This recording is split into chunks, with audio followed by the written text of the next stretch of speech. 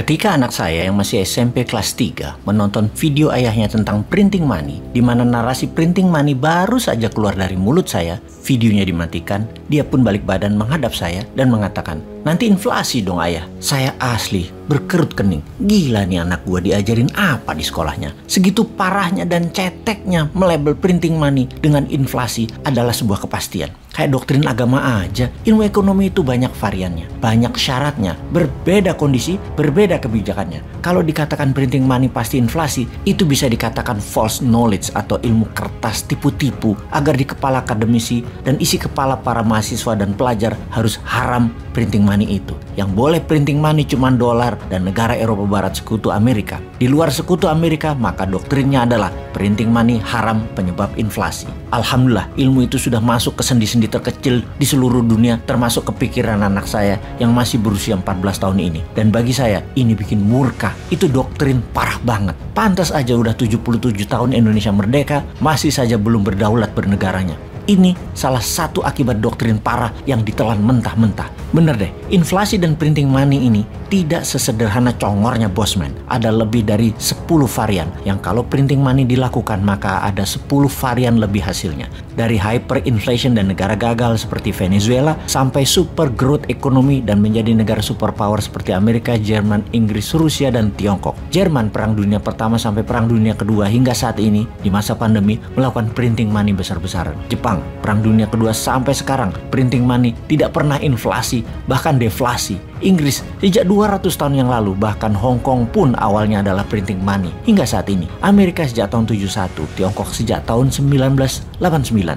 Semua terbang sukses ekonominya. Salah satunya adalah kebijakan printing money berbasis pertumbuhan industri. Tapi ilmu itu adalah keilmuan yang tidak diajarkan di banyak kampus-kampus mainstream, karena tujuannya ilmu kampus tadi dan akademisi tadi adalah untuk membuat semua negara tidak terlalu maju-maju amat dan pastinya tidak mati. Jadi di tengah. Jadi kalau kita ingin perubahan, yang terpenting adalah keberanian sang pemimpin sebuah negara untuk mengambil keputusan ekonomi seperti begini. Akademisi hanya memberi saran, perbandingan, dan proyeksi. Namun eksekusi adalah mereka yang bernyali. Untuk itu, tidak ada waktu terbaik melaksanakan strategi ekonomi printing money selain saat ini di masa stagflasi. Seperti keadaan saat ini, persis terjadi stagflasi di seluruh dunia. Apa itu stagflasi? Stagflasi adalah gabungan stagnan dan inflasi. Inflasi naiknya harga, stagnan adalah menurunnya daya beli. Kalau inflasi naik dari 3% ke 5%, tetapi daya beli naik dari 10% ke 15%, inflasi tidak perlu ditakutkan.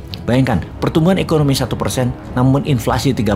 Itu bukan inflasi rendah yang baik, itu malah mundur negaranya. Kita menengok GDP per kapita Indonesia di tahun 2014 adalah 3.400 dolaran per kapita. Dan di tahun 2021 sekitar 4.200 dolar per kapita, atau tumbuh 19% dalam 7 tahun, atau sekitar 2,7% per tahun tumbuh ekonominya. Inflasi Indonesia tiap tahun rendah, 3%. Dari kacamata pakar ekonomi dan akademisi itu rendah, namun tumbuh 2,7% dan inflasi 3%, ya tekor juga ekonominya. Inilah yang disebut dengan stagflasi. Dunia dalam 1 tahun ini dan diperkirakan hingga 2 tahun ke depan akan mengalami stagflasi. Lah ini parah, dunia stagflasi, Indonesia stagflasi. Lah piye iki jal? Oke sahabat, kita simpulkan. Jangan pernah takut inflasi selama produksi terus meningkat. Itu rumus pertama yang kita harus pegang.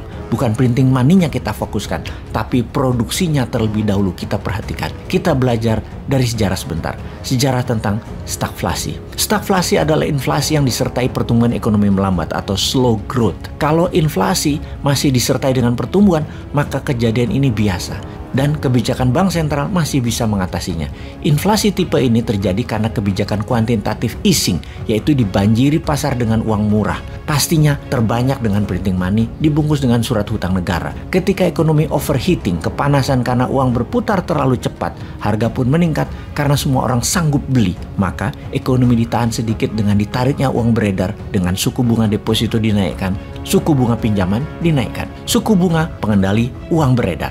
Efeknya adalah daripada dagang untungnya hanya 5% dan beresiko, mending tarik taruh di bank dapat 6% dan tidak ada resiko. Mendadak dalam waktu cepat harga turun kembali, dan inflasi menjadi terkendali. Strategi itu dinamakan quantitative tightening. Saat ini berbeda. Kita sudah masuk stagflasi dan kenaikan suku bunga bank sentral diragukan bisa mengatasi. Buktinya, The Fed naikkan suku bunga 75 basis point tetap tidak mampu mengatasi stagflasi. Sekarang ini, Amerika keadaannya mirip pada saat Volcker, gubernur bank sentral The Fed, sebelum dirinya menjabat di tahun 1981.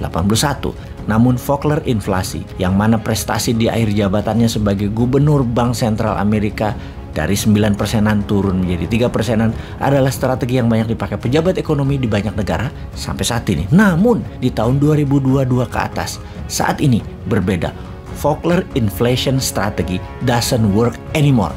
Amerika sejak tahun 1989 hingga tahun 2021 inflasi tidak pernah menyentuh 5%. Namun sekarang jebol mendekati 8%. Ini dunia baru, Bung. Jadi policy meredam overheating dari sisi demand dengan menaikkan suku bunga sambil berharap sisi supply dapat ekspansi dan catch up demand yang ada nggak akan jalan pada situasi stagflasi baru kali ini. Perlu riset lagi bagi demand dan supply dunia. Perlu ekonom baru lagi level dunia hadir baru saat ini. Amerika telah mengalami 3 kali situasi seperti saat ini sejak tahun 1900. Pertama tahun 1929 Great Depression dan kedua di awal tahun 1980. Dan sekarang inflasi kembali di atas 5%. What is it tell you? Kita bertanya, semua ini apa yang kalian bisa lihat?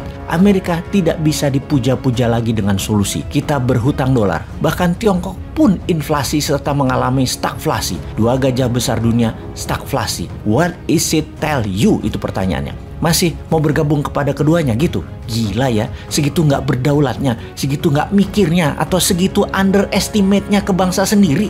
Bangsa yang setiap 5 tahun dirayu-rayu suruh memilih, ketika terpilih inget juga enggak. Kita rincikan, kita semua tahu juga bisa dilihat dari chart Fed.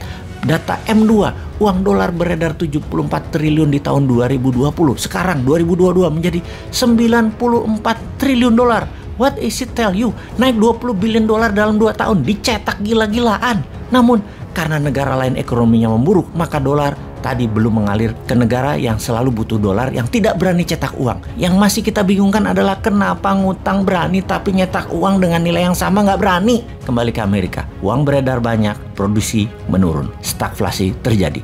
Amerika akan kolaps di akhir tahun 2022 ini atau di tahun 2023. Yang pasti di 2024 dunia menjadi sangat menarik. Indonesia siap?